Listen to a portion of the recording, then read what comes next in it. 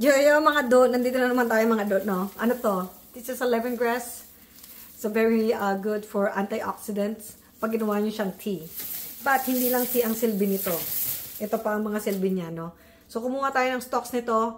Wala tayong maraming paligoy-ligoy. We're gonna make it as a beauty regimen every night, no? So, ito na tayo. So, wala na tayong maraming paligoy-ligoy. Ito siya. So, we need to wash it first. Yung pinaka-stocks ng tanglad nyo, no?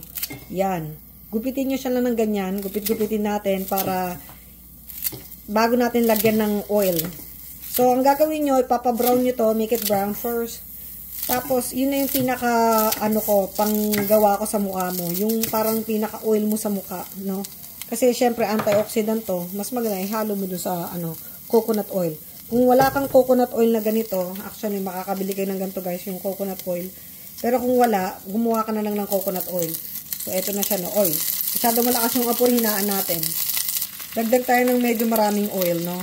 Kasi siya malamig kasi. It's cold over here, kaya naninigas ng mga coconut oil. Pero kung nasa Pilipinas ka, hindi naman magiging buo-buo yung coconut oil. It's because malamig lang sa bahay at saka winter na dito. Pag nasa ibang bansa ka, winter season, kaya matigas siya. Ganito siya. Pero pag nainitan yan, lalambot din yan. So, eto na tayo, no? Ubusin natin itong buong, yung buong stocks mo. So, ano yung tinatansya ko lang, no? Just estimated it. Wala namang, bilang kung gaano karami. Pero, kung mas maraming tanglad, mas maganda. Kung naaamoy nyo lang to guys, apakabango pag habang niluluto nyo to. Sobrang bango. Kapag pinakuluan nyo siya sa coconut oil, no? Kasi yung coconut oil itself, maganda yan sa pampa-beauty sa mukha, no? Ito na siya. So, kung wala kayong tanglad, bilhin na lang kayo sa market. Pero, most likely sa Pilipinas, maraming tanglad dyan. Pero kung nasa ibang bansa ka, walang tanglad. Ayan, ito yung maganda yung pinaka-stocks niya. Yan. Nandiyan dyan yung pinaka-aroma at saka yung pinaka-katas ng tanglad. Ayan, yung pinaka-katas niya. Ayan siya, diba? So, ayan lang siya. Pakukuluan lang natin to after this. Nakita niyo naman dito, green-green pa siya. So, papabrownin lang natin to mga dough. Ayan siya, diba? Pero pwede na rin to kung gusto nyo. Pero mas maganda yung medyo brown para talagang kuha mo yung katas nung tanglad. So mga do, ayan dyan yung kumukulo nating tanglad, no? So while waiting sa kumukulo nating tanglad, ito kung napanood nyo na kung paano ko to ginawa. Ang hirap kalkalin. Basta kalkalin nyo lang dun sa pagkain pampasexy o kaya dun sa farm ng syudad. Yung mga ganyan. Dun sa playlist ko. So ito is yung pinakulo ang tanglad din to, guyabano at saka ampalaya. Tapos, for example, nagpakulo kayo, concentrated yon. Basta damihan nyo lang ng mas ma-brown, o kaya mas maano yung kulay, mas maganda. Nilagyan ko rin pala yun ng turmeric nga pala mga do. So, for example, ito yung baso, yung pinakasukatan nyo, kalahati, or kaya 1/4, ay 3/4 is yung tea mo, tapos lagyan mo ng 3/4 na apple cider vinegar. Ano yung apple cider na ginagamit ko? Ito yung apple cider na ginagamit ko. Kasi ito talaga yung pinaka-organic na apple cider. Tapos, yan ang pinapanggawa, pinaka-toner mo. Siyempre, pag gabi, no, ayaw mong, tawag dito, ayaw mong mabasa yung mukha mo, kaya yung mata mo. Kasi sabi ng mga matatanda, wala namang masama kung maniniwala tayo sinasabi ng matatanda. Sinasabi nila na kapag pagod yung katawan mo, kaya yung mata mo, huwag kang maghilamos. Kasi pag naghilamos ka, yari, manlalabo yung mata mo. Maybe true or not, true or false. Well, nakikinig ako, kaya ang awa ng Diyos, 40 na lola mo, hindi pa malabang mata. O, diba? Eto na. So, ito yung pinaka mo. So, galing pa ako sa work, may makeup tayo. So, ito yung itsura nung pinaka-toner ko, guys. Pangtanggal ng makeup. Kasi nga, ayoko nga maghilamos. Pero, sasabihin ko sa inyo, yung ganito talaga, tanggal talaga yung makeup niyo.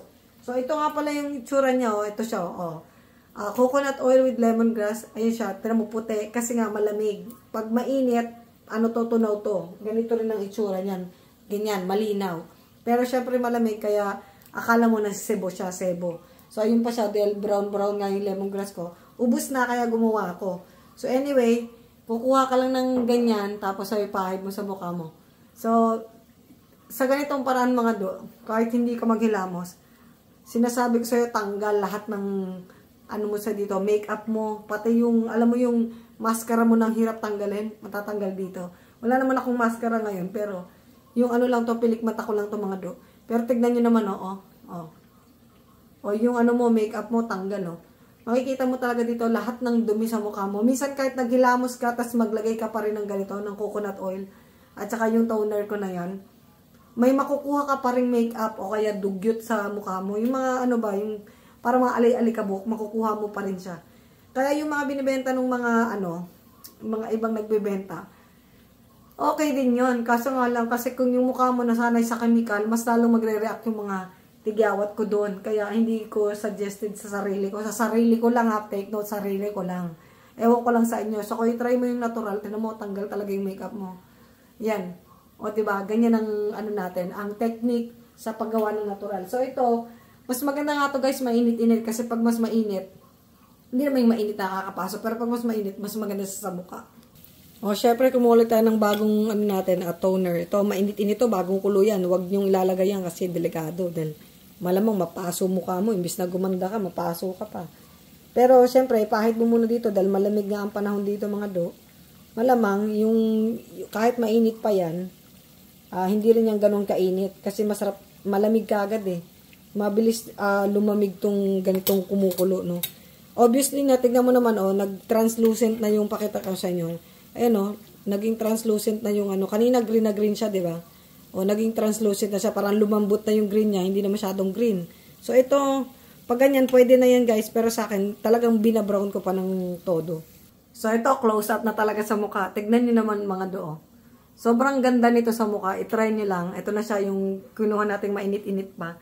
Mas masarap ipahid yung medyo maligam-gam eh. Ang sarap sa mukha. Grabe. Tignan nyo naman. Alam nyo, ang lalaki ng acne ko dati. Tignan nyo, kahit isang bakas, nga, diba? Panalo, kaya, it's go natural talaga. Totoo yung mga nabasa ko. Ni-research ko lang din to. Ni-research ko kung ano yung mga benefits niya. Kung napakaganda ng lemongrass sa katawan, try mo sa mukha daw. Mas lalong maganda. Try mo lang.